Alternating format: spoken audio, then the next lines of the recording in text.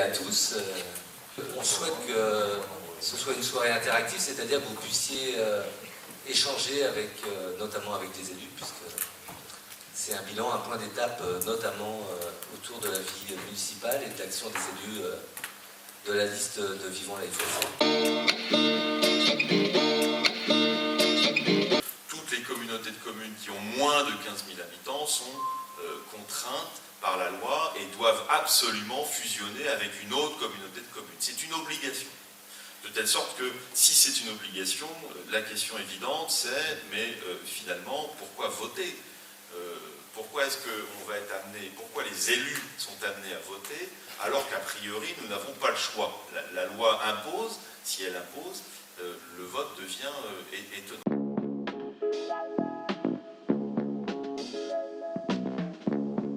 Trois réunions sur un territoire de 50 000 habitants, alors que ce projet va révolutionner véritablement la situation pour nous. Enfin, les centres de décision vont être modifiés, il y a tout un tas de choses qui vont avoir des effets dans les années à venir, c'est pas rien, et je trouve que de ce point de vue-là, on a à s'interroger sur la manière de procéder.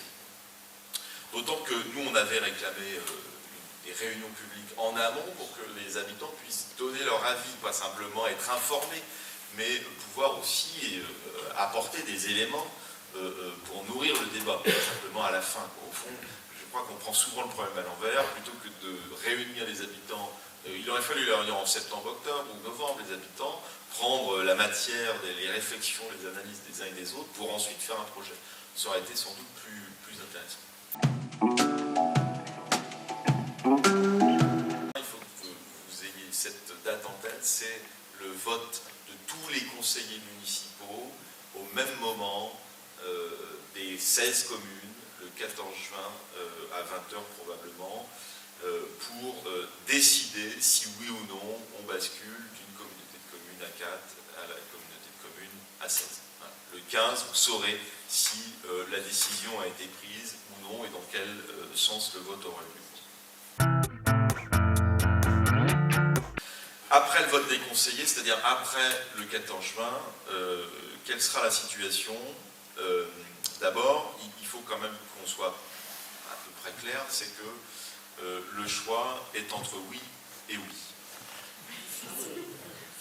Le choix est entre oui et oui. Pourquoi ? Parce que si les élus votent oui, il n'y aura pas de problème. Si les élus votent non, les élus, donc les conseillers municipaux votent non, il est probable, alors je m'avance peut-être, mais il est probable que le préfet, parce qu'il en aura la possibilité, dans la loi en tout cas c'est prévu, il aura la possibilité de passer outre le vote des conseillers municipaux.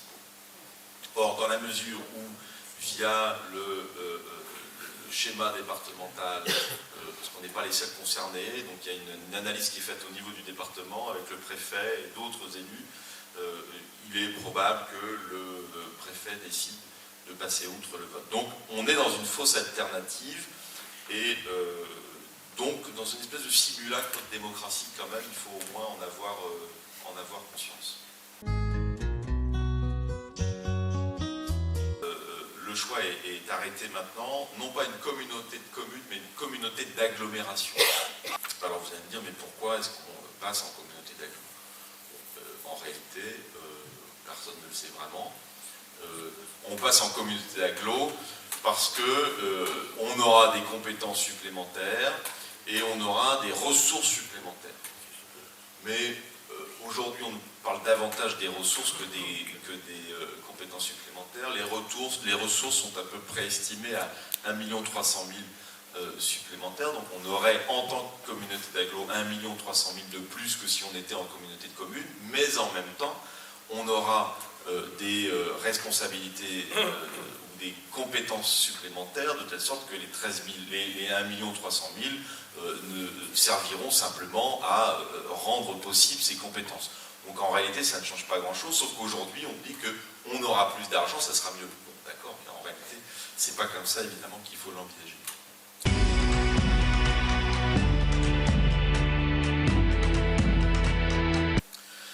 En même temps, il faut être honnête, c'est peut-être pour nous la meilleure des situations. Je veux dire en un mot pourquoi. Parce que notre communauté de communes est dans une situation financière extrêmement problématique. De telle sorte que le budget qu'on a voté cette année montre combien nous n'avons plus les moyens d'investir. Donc, après tout, si le mariage avec une autre communauté de communes nous permet de sortir de ce marasme financier, c'est une possibilité. Aujourd'hui, la communauté de communes est endettée de 13 millions d'euros. Pour un budget, et c'est ça mon deuxième chiffre, pour un budget qui est autour de 5 millions, 5 millions, quelque chose comme ça.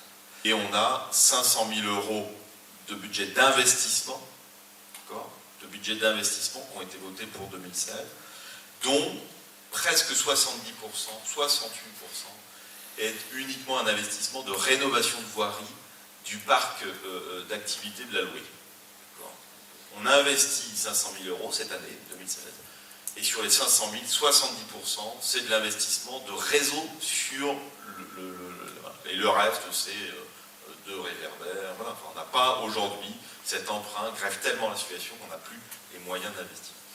Donc au fond, bon, après tout, c'est peut-être ce qu'on peut espérer de mieux, nous, d'être fusionnés dans une communauté de communes, d'être absorbés dans quelque chose de plus grand pour que cet endettement devienne finalement moins important qu'il ne l'est aujourd'hui. En revanche, moi je ne sais pas quels vont être les votes des conseillers municipaux de Clisson, de toute la vallée de Clisson, parce que ils sont sensibles à la question de l'endettement lié à l'emprunt. Ils sont extrêmement sensibles à ça. Donc, s'il y a une logique politique par rapport à notre métropole, la logique des territoires et la logique financière, elle pose quand même une vraie question. Et quand on discute encore aujourd'hui avec quelques élus, alors à la planche ou ailleurs, ils me disent mais oh mais nous, c'est le bordel par chez vous, je suis pas sûr qu'on vote pour. Personne ne va vouloir de nous. En fait. Il est vraiment bizarre, ce morceau de puzzle qui est tout en V. Comment c'est conciliable de contourner toute cette partie centrale qui va être creuse là? On a pas parce qu'effectivement, ça fait, je ne sais pas si vous voyez, ça fait, on a la partie autour de Boulaine, ensuite on passe à Clisson par le centre, on descend ensuite jusqu'à Vieilleville, et puis de l'autre côté, on a Clisson, Gétigné, Bousset. Donc ça fait une 3 branches, un élément à 3 branches. Alors en effet, il semble qu'il y ait quelque chose d'un peu difficile en termes simplement d'organisation territoriale à penser. Après, c'est pas non plus c'est pas indépassable comme problématique, mais ça paraît pas très naturel.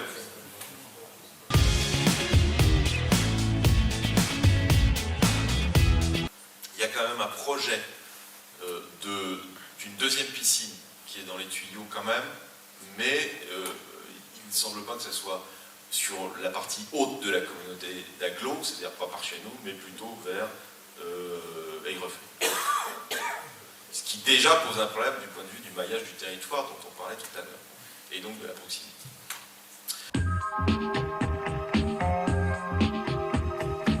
Ce qu'on peut constater, c'est quand même, vous rassurer, c'est qu'au niveau de la commune, on est dans une situation financière qui est plutôt correcte. Hein, il n'y a pas de grande marge de manœuvre, mais il n'y a pas non plus de gros déficit, donc c'est plutôt correct.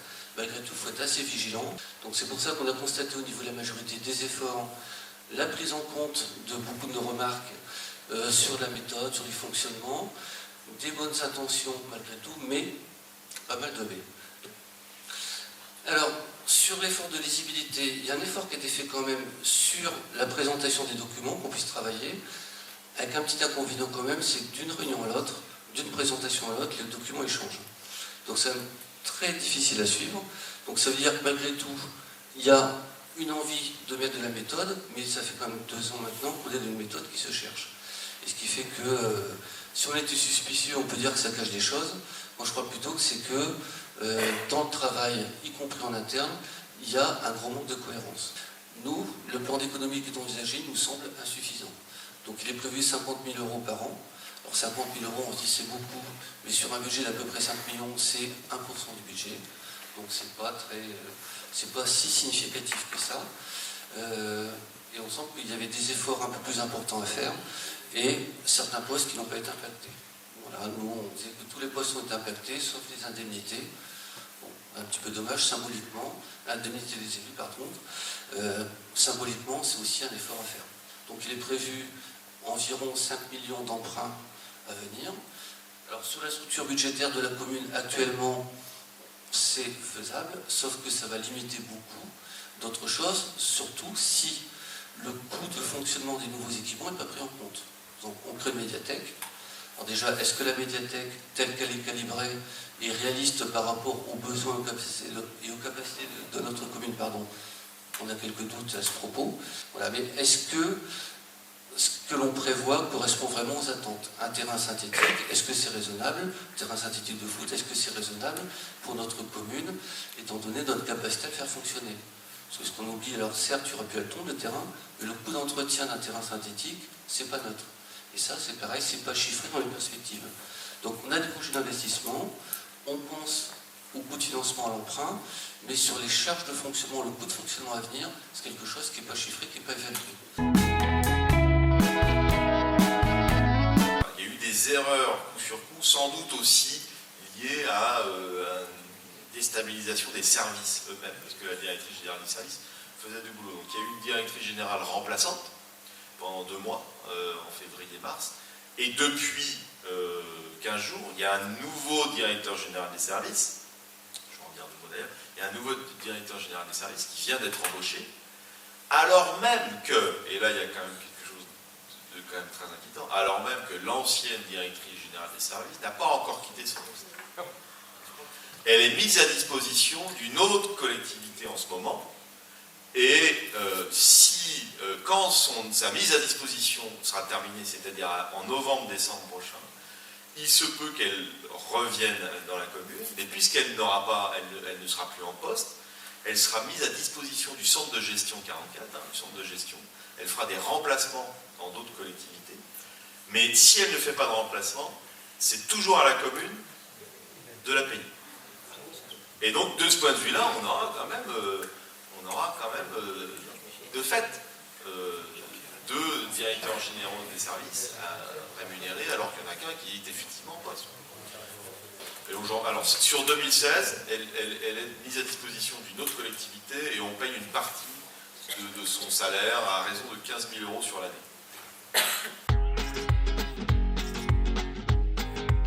Donc aujourd'hui, le projet a complètement changé sur le fait de cette pollution et par les choix politiques de l'équipe majoritaire.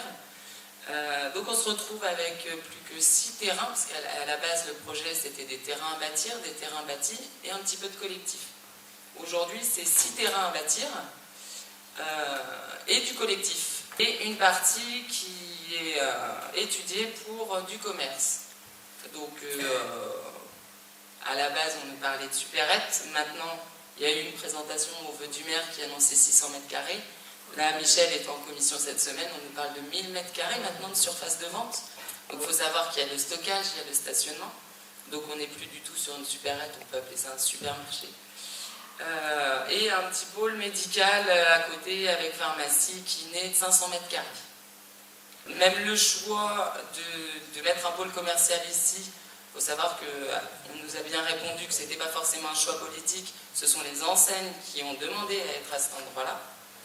Et nous, voilà, nous, ce qui nous interpelle un peu, c'est la situation de ce commerce, de ce gros commerce, des services qu'il va proposer, qui risque de proposer des services similaires de ce qu'on a déjà dans le bourg. Donc petit à petit, faire mourir peut-être le bourg pour des services proposés 300 mètres plus loin. Il faut savoir que pour une superficie de 1000 m², on considère qu'il faut en gros 1700 m², dont il faut 700 m² pour tout ce qui est la logistique en matière de stockage administratif et tout ce qui est locaux aussi pour les personnels. Donc là, on voit que la voilure augmente sérieusement en termes d'espace, mais surtout, c'est derrière quelles sont les conditions, les conséquences en matière d'une implantation telle que de ce type de commerce par rapport au commerce existant. Donc ça, c'est déjà la première question, c'est effectivement quel est le type de commerce que la commune a besoin par rapport à ce qui existe dans les environs. On a quand même le centre Pôle Sud avec une grosse capacité en matière de commerce, je crois qu'on doit être pas loin de 6000 m² à peu près en superficie commerciale. Le Super U de Vertou qui tourne autour des 3000 m² et celui de l'EU Express de Haute-Goulaine qui couvre à peu près autour aussi des 1000 m², autour de 1000 m². Donc on aurait l'équivalent en gros de ce qu'on se retrouve aujourd'hui sur Haute-Goulaine. En matière de concurrence et la proximité, c'est l'interrogation que j'ai émise moi quand même à la réunion du comité de pilotage lors de la consultation hier. Pour eux, non, il n'y a aucun souci. Une grande surface de cette importance-là, c'est pour eux un vecteur de dynamique de développement du commerce de la commune. Donc ça, c'est la question qui a été la réponse qui a été faite. Nous, aujourd'hui, on a de grosses interrogations. Parce que derrière une superficie, quel type de superficie il a besoin? La deuxième, c'est quel impact sur le commerce, effectivement. Aujourd'hui, on a déjà un commerce qui dépérit depuis quelques années. On a perdu, il faut le savoir, dans les 15 dernières années, on a perdu à peu près 30% des commerces de bouche ou de biens à la personne sur le centre-bourg. Et le nouveau centre se situe quand même environ à 350 mètres de l'hypercentre, disons, de la place autour de l'église.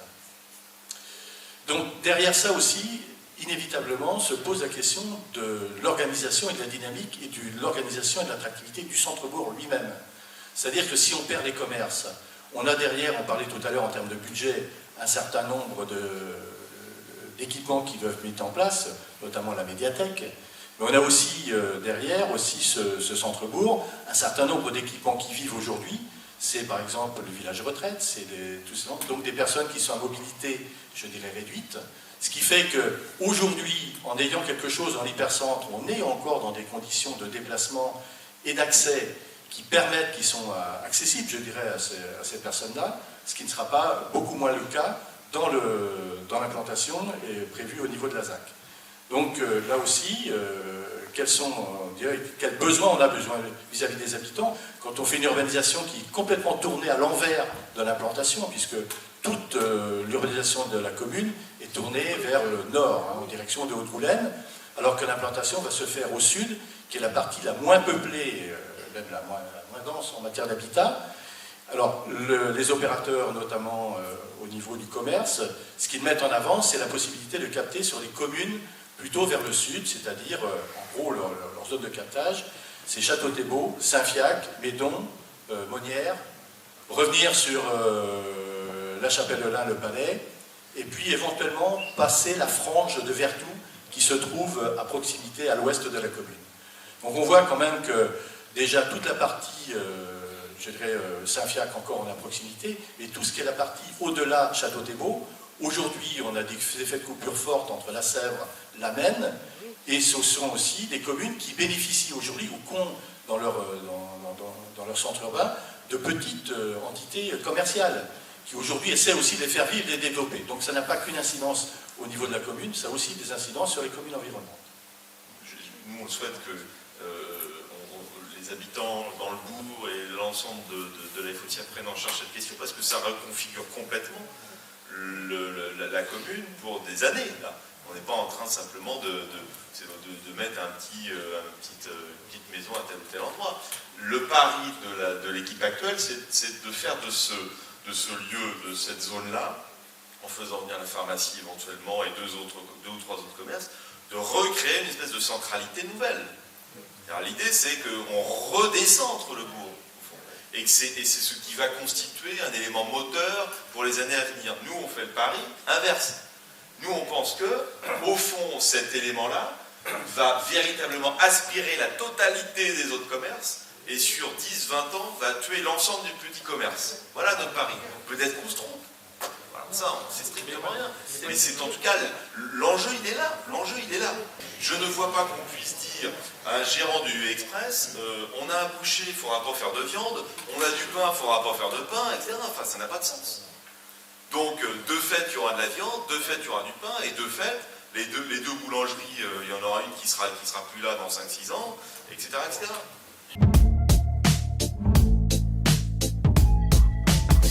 Aujourd'hui, le terrain fait 2500 m², donc c'est quand même un beau projet. le bâtiment qu'on envisage de construire avec Cité Jeune dedans ferait 900 mètres carrés à peu près.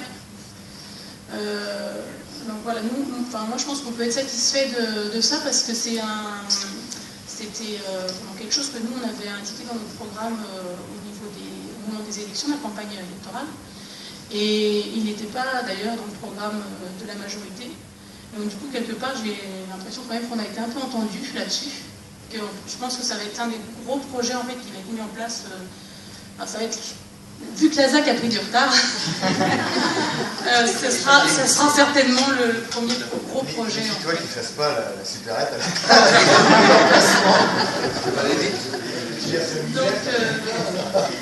donc voilà, je pense qu'on peut être content de ça quand même.